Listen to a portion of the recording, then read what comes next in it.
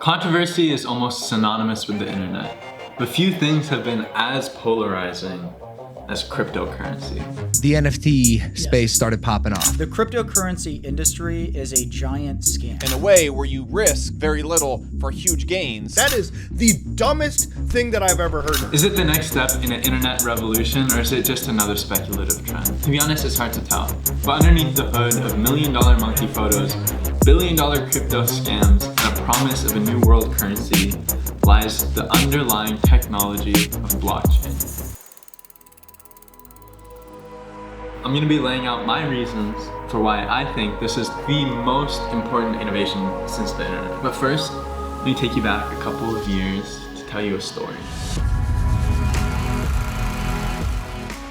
The year's 30,000 BC, and you're an early Homo sapien. You're not really that important actually. In comparison to other animals, you're pretty unremarkable. You're definitely not the strongest, you're not the fastest, and you're not even the smartest. But there is something that you and your mates can do better than any other animal on Earth. You can talk. But in itself, that's also pretty unremarkable. Most developed animal species can say things along the lines of, "There's a lion over to the north," or "There's an apple tree down over there." But when humans talk, we can say, "This morning at the bend in the river, I saw a lion tracking a herd of bison near the big red rock at the apple tree." And then you and your friends can work together, discuss, and come up with a strategy of if you should go hunt the bison, run from the lion, or go pick apples at the apple tree. This ability to have very nuanced communications allowed us to take information from one individual's brain and bring it into the collective. What I'm trying to get at is, as a species, one of the first core traits that we unlocked was our ability to communicate. But we had a limitation before we could go and conquer the world. And that limitation was our brain. It's just frankly not good enough to do a lot of things. We can only remember so much, and sometimes those memories are inaccurate. When someone dies, their brain and all the information stored within it also dies. And the average person's brain can only physically handle about 150 relationships. So with all of those limitations, how is it that we got to a point where we were able to organize into a global system that runs 7.8 billion people deep? Time for another story. The year is something like 3500 or 3000 BC. You're living in the first documented civilization in what would be modern day Iraq. You just discovered agriculture. You can grow so much food that you and your friends can have so many kids that your tribe starts to grow. But there's a problem in that it's getting hard to manage all of these people. A year ago, I gave my neighbor 100 bales of barley in exchange for a future payment of 10 loaves of bread. And I just went over to collect the payment, and he completely forgot about the interaction and is saying I'm trying to scam him. How are we to tell who's telling the truth? You invent writing using something like this clay tablet. And the earliest recorded version of written language says 29,086, 37 months, barley kushim. Probably meaning something like some guy named Kushim paid 29,086 units of barley over the course of 37 months. The first evidence of written language is not some great poem or some religious text or some great story.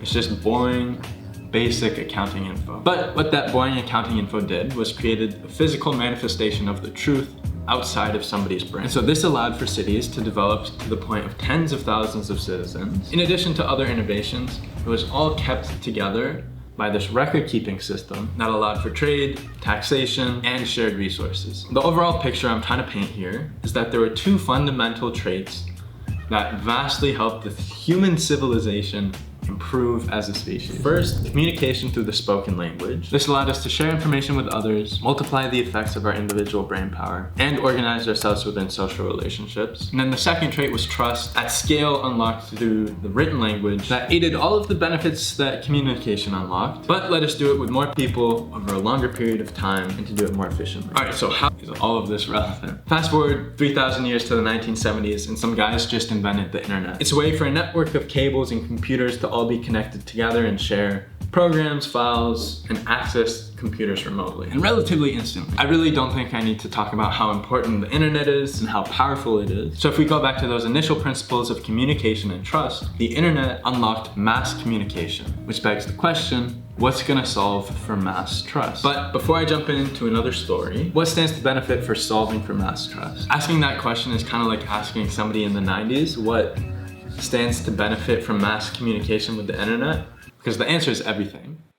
It's 2008, the economy has crashed, the world is on fire, and it turns out those banks that everybody trusted to responsibly manage their money, well, actually, they were doing some sketchy shit. In essence, people trusted the banks to do well with their money when they didn't. So in 2008, some anonymous guy who goes by the name of Satoshi Nakamoto saw all of this happening, saw that in order for the system to work, we have to trust the bank. If the bank fails, then we're... But what if we didn't have to trust the bank? What if I had $100 and I wanted to send it to my mom, and instead of me sending it to the bank to send to my mom, what if I could just send it directly to her? Answer to that was Bitcoin, the OG cryptocurrency. If you send a Bitcoin transaction, you need somebody to verify it for you. Basically, somebody to look at a long spreadsheet and verify that you have the money that you say you have, and that can verify that you agreed to send some of that money to a certain person. And that responsibility for verification lands on what's called a miner. And a miner is a computer running a super hard math problem, where basically the only way to do it is to brute force the problem, or to randomly guess every possible answer until you happen to get it right. To do that is extremely hard and expensive because you need top of the line computers and it takes a ton of electricity. And so if you want to learn more in depth about how that concept works, I'll link a video below. Essentially, it's some super smart computer sciencey way for computers to verify certain information, such as a financial transaction. And so instead of you having to trust the bank to verify a transaction, you just have to trust this computer code and that the computer code works consistently. So you're probably thinking, that's cool, a little mad sciencey. Is it really that important? Like, yes, the market crashed in 2008, but it has rebounded. Does it really matter if you can transact money peer-to-peer on the internet? And if you live in the Western world, to be honest, I don't know. In the last year, Bitcoin's price has dipped like 35%, and it's probably gonna dip more because the whole economy is going to shit right now. And it's just constantly a volatile flux going up and down every single day. It's not exactly the stable alternative to the risky bet of traditional banks. Those are all fair. I don't know enough of the economics to know if cryptocurrency itself is sustainable long term. And you probably should not be putting money into crypto right now if you can't afford to lose it. But my overall thesis right now is that it almost doesn't matter. The thing that's exciting to me is not cryptocurrency itself, but blockchain. That underlying technology of being able to verify things on the internet in a way where you can look at it and tell without a doubt that the information is true. And in recent years, people have innovated that blockchain technology beyond just boring financial information. Might sound familiar because it mirrors the story I was talking about with the Sumerians, where their language started off as just boring accounting information, but now can be used for anything that the spoken language can do. And the point I'm getting at is that blockchain technology has evolved beyond just that boring financial verification onto any type of information, any type of data. It's time for another story. These stories can suck. It's 2013. You're a 19-year-old Canadian-Russian computer genius who lives on the fringes of the internet, and you just heard about this weird thing called Bitcoin. And you're like, I bet that could work for other types of data, not just financial data. And so, if Bitcoin can be thought of as a decentralized ledger, like spreadsheet, where if I give you 1 Bitcoin, my balance goes down 1, and your balance goes up 1. That's a basic ledger, and the decentralized verification aspect of that allows us to verify those simple transactions, and verify that information. If Bitcoin is a decentralized ledger, then Ethereum is a decentralized computer. In theory, it can do anything that a computer can do. So I could write an application of a chess game where we each bet 1 Ethereum, whoever wins takes the whole cake automatically, whatever the results of the game are. Or I could use it to verify votes in some governance system, or contracts, or messages, or even to verify that in order to enter this group chat, you have to own this $1 million monkey NFT. Like, the possibilities in theory are endless as to what you can code with this decentralized, verifiable computer. And this is the part as to why I'm excited for blockchain. And Ethereum was the original blockchain to kind of figure that out, but there have been a number since who have tried to make improvements on it to make it faster or cheaper or easier to code on. It's hard to tell what blockchain is gonna win. That's like betting on MySpace versus AOL versus Facebook. The individual platform, who knows what's gonna win? But the underlying idea is you can now make internet applications that have digital provenance or a verifiable record. The applications can range from checking the legitimacy of a Chanel bag using a chip, which, by the way, all the major luxury retailers have started to do this. Or you could scan a QR code at the grocery store to see the record of where your apples have been, of where and when they were produced and when they were processed and when they were shipped, etc. If you're an artist, you could crowdsource money to start an album directly from your fans without having to go through a label. And this is just one aspect of it. There's so many other things that kind of build off of this. The Web3 ownership economy, interoperability, or the ability to have data that can plug into different platforms, and the use of NFTs beyond just monkey photos. But all of that probably sounds like gibberish in another language, and I want to keep this focused. What are the risks? It can't all be sunshine and rainbows and butter. Number one is it's not actually trustless, which you're probably like, you're such a hypocrite, you just spent 20 minutes talking about how it solves for internet trust and for mass trust. But that's not technically true. It just shifts trust. Instead of having to trust a single individual or an entity like a bank, you have to trust the platform or the code that underlines the blockchain or the app that you're using. I don't know enough about the intricacies to verify that for myself. And there have been issues with other blockchains. For example, there's just a major one called Luna, whose price dropped from $100 to literally zero almost overnight because there was some big vulnerability in their pricing algorithm that fell apart, and that shit is risky.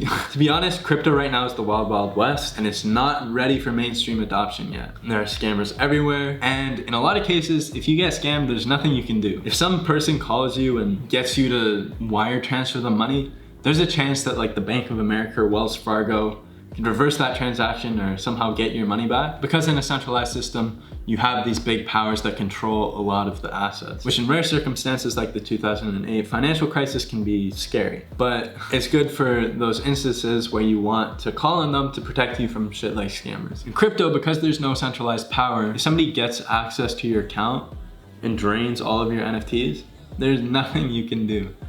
There's no like big power you can call on, no bank, no customer service representative. And so I think that's the number one problem that needs to be solved before this goes mainstream, because you kind of need to be digitally native, and even then it's still easy to be scammed. And number two, the concept is relatively new, so people are just building things now. There aren't many consumer-facing applications where the average person could go on and get value from today. There's a couple, but not many. But basically every week I meet some smart-ass engineer who's just quit their job at Facebook or Amazon or Google, and it's building in Web3. And so that's why I'm excited long term. I think a lot of these issues will iron themselves out because there's people a lot smarter than me working in it. So if you're interested in learning more, read as much as you can, watch YouTube videos, listen to podcasts. I've linked down below to a reading list that has been super helpful for me and a lot of people in getting into Web3 and understanding what's going on. And then secondly, ask stupid questions. Join Twitter communities and Discord groups. Some people might ignore you, but generally people are happy to help. So if you just keep asking stupid questions, eventually somebody will respond and you'll be happy you asked. And anyways, subscribe, like, comment, all that shit. Oh, also subscribe to my newsletter in the description. I'll be sharing all my creative projects and my inspiration, things like articles, podcasts, videos that help me. I'll be sending that out once a week, which is better than following me on Instagram, and because it's less addictive and doesn't rot your brain. I sound like an old man, but yeah, anyways, this is boring. Bye.